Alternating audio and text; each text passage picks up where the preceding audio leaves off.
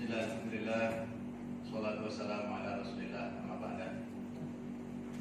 Yang hormat Kalabin Kimat, Kalabin Lek, atau yang mewakili yang tertua senior dan seluruh keluarga besar Kalabin Kimat, Kalabin Lek yang saya muliakan, rahimana wa rahimahullah. Semoga Allah senantiasa mencurahkan rahmat karunia kepada kita semua, diparingi sehat walafiat terus menerus, keluarganya bahagia, anak-anaknya, anak turunan yang soleh dan solihah. Alhamdulillah, pada pagi ini kita dipertemukan kembali oleh Allah dalam suasana yang baik, di tempat yang baik, pada acara yang baik, dan mudah-mudahan kita tergolong orang-orang yang dikumpulkan oleh Allah dalam surganya Allah Subhanahu wa Ta'ala. Amin. Bapak Ibu yang dimuliakan Allah, kita sudah memasuki pertengahan bulan Muharram tahun baru Islam 1442 Hijriah. Saya mengajak diri saya dan seluruh hadirin untuk berhijrah. Dalam arti, mari kita meningkatkan kualitas keimanan dan ketakwaan kita kepada Allah Subhanahu wa Ta'ala dengan menunaikan segala perintah-perintah Allah dan meninggalkan, menjauhi larangan-larangan Allah Subhanahu wa Ta'ala, yang tentu gelombang kehidupan itu tidak akan berpisah selama kita masih hidup. Kita masih hidup akan mengalami dua hal, suka atau tidak suka, senang atau tidak senang. Itu pasti. Sehingga antara dosa dan pahala itu berada di hadapan kita. Jawabannya kita sendiri yang memilih. Jadi kalau ada dua jalan, kelompok orang-orang di kanan, ashabul yamin, kelompok orang yang surga, ashabul shimal, kelompok kiri, orang-orang yang di neraka, yang digambarkan Allah. Jalannya tergantung kita yang memilih mau melangkah jalan yang mana. Pagi ini Kausri Agama merupakan salah satu bentuk pembinaan diri. Ilmu itu dari Allah, cahaya, al-ilmu nurun, ilmu itu cahaya. Seyogianya ilmu itu bisa menerangi hati. Kalau hati yang terang dengan ilmu, insya Allah jalan hidup akan lebih baik.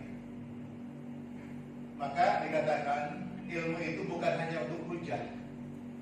Ilmu itu bukan hanya supaya kita ngerti, tahu, pandai, tapi ilmu itu hendaknya bisa menjadi terangnya hati. Kalau hati terang, insya Allah hidup ini bahagia. Hidup ini ketemu bersyukur ketika menghadapi nikmat. Hidup ini akan ketemu sabar ketika menghadapi musibah. Antara bersyukur dan sabar, ketemunya bahagia. Gitu. Dalam kondisi apapun orang mukmin pasti diuji. Tidak bisa kita menghindar dari ujian selama kehidupan masih ada. Maka hijrah sebuah pilihan bagi kita. Maka momentum hijrah adalah momentum di mana tonggak pendirian kembali kepada jalan Allah.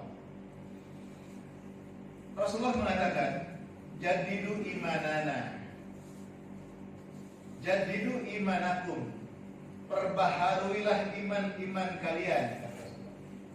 Sahabat bertanya, kaifa nujaddid imanana ya Rasulullah?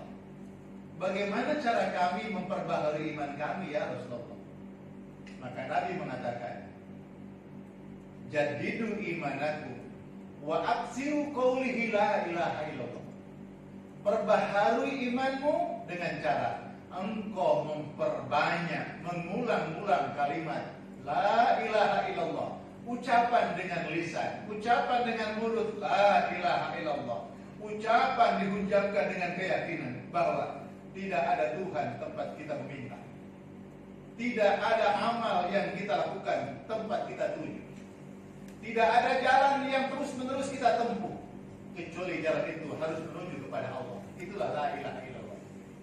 Engkau boleh tersenyum, senyumlah, dan senyumlah itu hanya karena Allah. Engkau boleh memberi, pemberilah.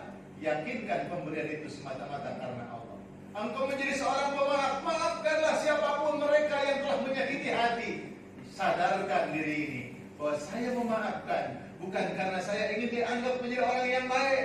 saya memaafkan dia karena itu perintah dari Allah. Saya taat, saya tunduk kepada Allah. Itulah kalimat la ilaha illallah yang dihujamkan dalam kehidupan. Hadirin jemaah keluarga besar Labin Iman Labin Lek yang saya muliakan. Karena itu berkaitan dengan hijrah, saya ingin sedikit mengupas dan mungkin mohon waktunya sampai jam berapa? Orang kerja jam 10 terus langsung ada sarapan bareng ya saya cukup waktu, nanti saya sedikit, nanti saya buka sharing untuk diskusi atau tanya jawab.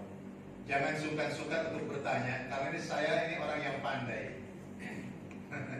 Saya ini orang yang cerdas, Pak. Apapun pertanyaan Bapak dan Ibu, saya pasti bisa menjawabnya. Hebat. Itulah saya. Jadi saya ini kalau ada pertanyaan sesulit apapun pertanyaan, saya pasti bisa menjawab pertanyaan itu. Dan jawaban saya, mohon maaf, saya belum bisa menjawab. Itu jawabannya. Yo nyombong banget. Yo enggak lah, maksudnya sama-sama saja. Maksudnya saya pasti bisa menjawab, dan kalau tidak bisa menjawab, jawabannya saya tetap menjawab. Mohon maaf, saya belum bisa menjawab. Itu jawaban saya. Jadi tidak usah ngarang-ngarang, kalau nggak bisa, jangan ngarang-ngarang. Gitu. Ya, terus terang saja, mohon maaf, saya belum dapat dalilnya. Mohon maaf, saya harus belajar lagi tentang apa yang saudara tanya. Kaitannya dengan itu,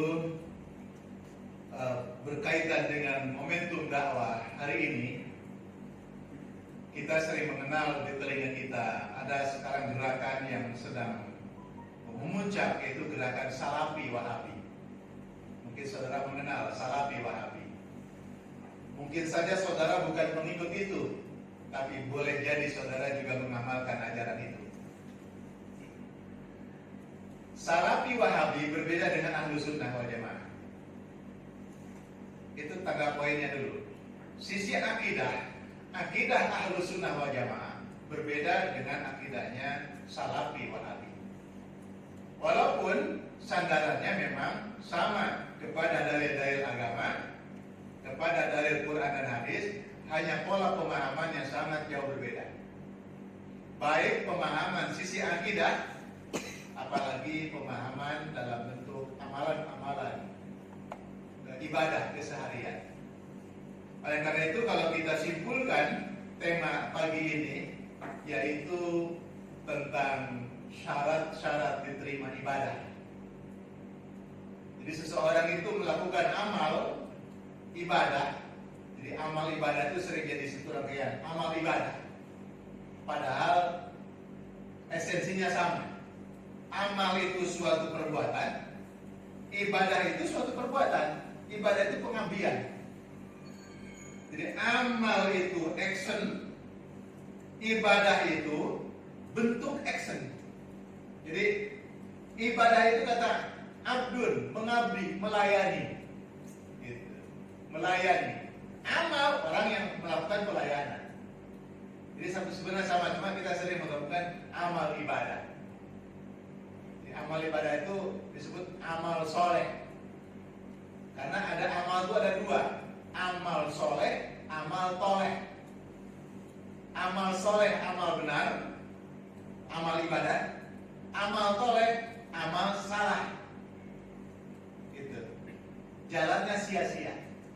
Kalau amal soleh, amal ibadah, insya Allah akan mendapatkan balasan dari Allah. Pasti dijawab. Dua persyaratan amal ini diterima oleh Allah. Yang pertama disebut dengan ittiba Rasul. Ittiba Rasul.